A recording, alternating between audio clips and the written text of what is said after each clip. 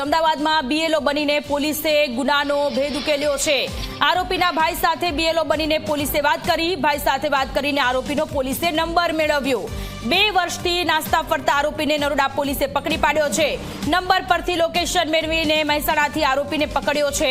પોલીસે આરોપી રોહિત ઠાકોરને જ્યુડિશિયલ કસ્ટડીમાં મોકલ્યો।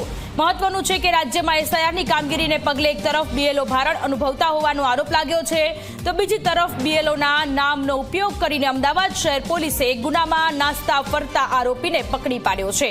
પછી એને કે રોહિતનો નંબર હોય તો આપો, પરંતુ એને કીધું કે મારી પાસે નથી, પણ મારા મોટા ભાઈ જોડે છે, તો મારા મોટા ભાઈનો નંબર આપું। એટલે મોટા ભાઈનો નંબર લીધો અને પછી મારા પોલીસમાં એક પરેશ કરીને છોકરો છે એને ફોન કર્યો અને એને ફોન કર્યા પછી એને પૂછ્યું કે ભાઈ ના બંને દીકરાના લગ્ન થઈ ગયેલા છે કેમ, બીજું ત્રીજું બધી ડિટેલ જાણી અને પછી આ રોહિતનો નંબર માંગ્યો યુક્તિથી કે ભાઈ આ રીતે કલેક્ટર ઓફિસ બીએલઓ તરીકે બોલીએ છીએ અને આ તમારા ચૂંટણી કાર્ડ માટે આની આ બધી વિગત તો આપવી જ પડશે, તો એને રોહિતનો નંબર આપ્યો। એ નંબર આધારે તાત્કાલિક અમે જે છે કોલ ટ્રેસ કરાયો, તો કોલમાં એનું મહેસાણા બાજુનું જે છે આખું લોકેશન આવ્યું અને તાત્કાલિક જે છે અમારી ટીમ અહીંથી જઈ અને એને લઈ આવ્યા છીએ અને એ રીતના જે છે નાસ્તો કરતો આરોપી એને લાવી અને ગુનો ડિટેક્ટ કરેલો છે।